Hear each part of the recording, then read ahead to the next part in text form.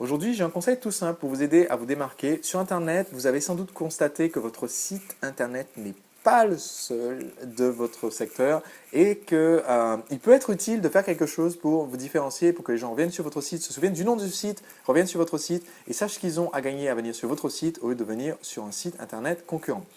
Je voudrais citer tout simplement le titre d'un livre, le titre d'un livre qui est la réponse à cette question.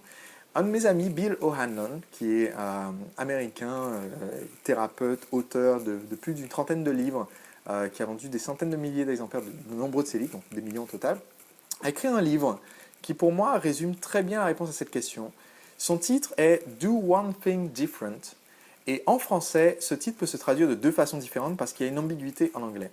Ce titre veut dire « Faites une chose différemment ». Donc, en l'occurrence, dans votre stratégie marketing, ça va être dans votre communication, quel est un facteur que vous pouvez altérer qui soit différent de la façon dont votre concurrence communique avec ses prospects, avec ses clients. Dans mon activité, ce que j'ai fait différemment, au tout début, dans mon activité de coaching en séduction, c'est que j'étais le premier à publier des conseils de séduction gratuitement et à oser un petit peu me montrer, partager mon expérience, ma vie, alors que chez les autres coachs en séduction qui étaient lancés à cette époque-là, il fallait payer pour pouvoir aller voir.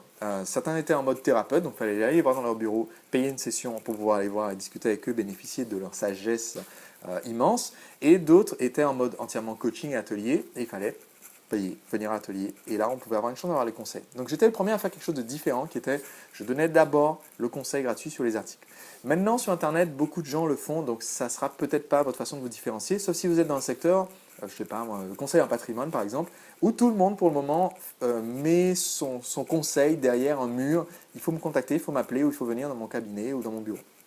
Maintenant, ce que j'ai fait plus tard, quand tout le monde a commencé à publier des articles, et donc j'étais plus le seul à publier mon contenu gratuitement, j'ai commencé à faire des vidéos. Comme celle que vous voyez aujourd'hui, j'ai commencé à faire une vidéo comme ça tous les jours. Et j'étais le premier à faire une web TV qui s'appelle Drag TV. Maintenant, donc faites une chose différemment de ce que font vos concurrents. Ça peut être changer le média, changer la façon de communiquer, changer l'offre en offrant quelque chose de gratuitement que les autres offrent de façon payante à l'heure actuelle. En termes de personnalité, si vous êtes la personne qui a le plus d'énergie ou le moins d'énergie, mais ça peut être moins intéressant, faites quelque chose qui vous différencie en termes de la façon dont vous livrez votre message.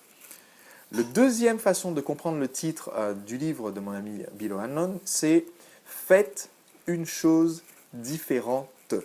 Et non pas une chose différemment. Autrement dit, qu'est-ce que vous pouvez créer? Donc, son titre sous-entend chaque jour. Qu'est-ce que vous pouvez créer chaque jour dans votre activité qui soit réellement différent de ce que font les autres? Par exemple, je diffuse maintenant cette série de vidéos de votre TV. Je vous envoie tous les matins pour que vous puissiez avoir un petit peu d'énergie pour la journée, le conseil marketing qui vous permet de vous lancer, de faire quelque chose d'intéressant aujourd'hui, qui va vous permettre de vous démarquer de votre activité. Ce ne sera pas toujours des conseils marketing, mais pour votre entreprise, c'est quelque chose de différent. Aujourd'hui, vous voyez, ce n'est pas une très belle vidéo. Pourquoi? Parce que je vais vous montrer que vous pouvez le faire très facilement avec un téléphone en quelques minutes. Faire quelque chose de différent pour créer une ressource. Aujourd'hui, je voudrais répondre à une question qui m'a été posée par Michael, présent avec nous au MOM ce soir. Voilà, on ne le verra pas sur la caméra, mais il m'a posé une question. Il existe. Je n'étais pas tout seul à la rencontre de ce soir. Et il m'a posé la question toute simple, suivante. Comment faire pour différencier son activité donc, de création de bijoux et vente de bijoux des nombreuses autres entreprises qui se créent dans le même secteur? Ma réponse est en plusieurs parties. Premièrement, il faut se différencier dans le positionnement et la communication, c'est-à-dire avoir quelque chose de réellement unique qu'on propose dans notre façon de créer le service ou de garantir le service ou de présenter le service. Il peut s'agir de quelque chose que tout le monde a, mais dont personne ne parle parce que ça leur semble évident. Par exemple, l'harmonie des couleurs ou des matériaux. Peut-être que tout le monde le fait, mais personne ne met en avant comme étant le point clé qui est notre expertise et qu'on met en avant. Donc, il peut s'agir de ça, il peut s'agir de quelque chose que vous avez que personne d'autre n'a. Il peut s'agir de votre histoire. Donc, pourquoi est-ce que vous avez décidé de vous lancer spécifiquement dans ce domaine-là? Quelle personne de votre entourage vous a fait parler de ça? ça et est-ce que vous adressez à un segment spécifique? Donc s'adresser à un segment spécifique, c'est une bonne façon de se différencier. Par exemple, c'est des bijoux qui sont destinés uniquement à des femmes de tel âge à tel âge, des bijoux pour la femme active, des bijoux pour la femme au foyer, des bijoux pour la mère célibataire. Ça peut être dans la façon de présenter en disant nous, nos produits sont fabriqués uniquement en France, ou nous, nos produits sont... Donc le détail qui va être proposé peut exister chez d'autres. Ce qui est important, c'est d'être le seul à en parler activement. Par exemple, je suis le marketeur français. Il existe d'autres marketeurs qui sont de nationalité française. Mais dans l'esprit de la plupart des gens, le marketing c'est américain. Et donc quand je dis je suis le marketeur français, je me suis imposé facilement, j'ai imposé ma marque. Donc je suis unique. Donc ça c'est une question de positionnement. Maintenant une question de pricing. Peu d'entreprises y pensent, mais avoir un produit qui est le produit le plus cher qui existe du marché sur cette catégorie, c'est une bonne façon de se différencier. Parce que si j'ai un produit, un bijou, qui a été, ça a mis une semaine à 100 ouvriers pour le faire, ou ça a mis une année à un ouvrier pour le faire. Il y a une marque de chapeau qui fait ça, qui sont aux États-Unis. Ils ont un chapeau qui est tissé à la main avec des fibres plus fines qu'un dizaine de millimètres, et ils vendent ça pour une fortune. Et ils disent, on en fabrique que, je crois, 250 par an. Donc il y a moins de chapeaux de ce type qu'il y a de milliardaires dans le monde.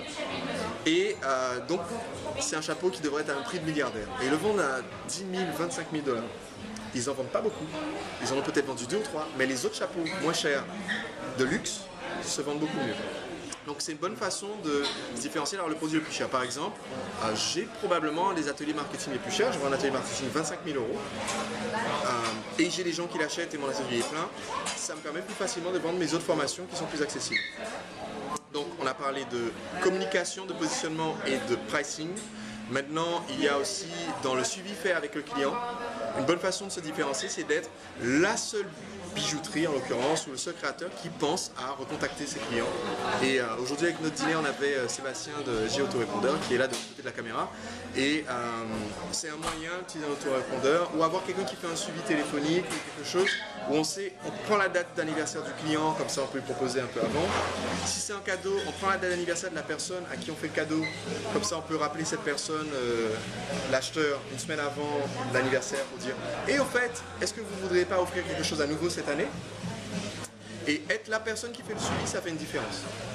Vous pourrez constater qu'il n'y a pas beaucoup de personnes, quel que soit le secteur, que ce soit mon activité séduction, danse, marketing, qui relancent autant en envoyant du contenu, des conseils, que moi. Et ça, c'est un facteur de différenciation. Donc voilà, je crois que ça fait 4 modes de différenciation qui permettent de différencier son activité.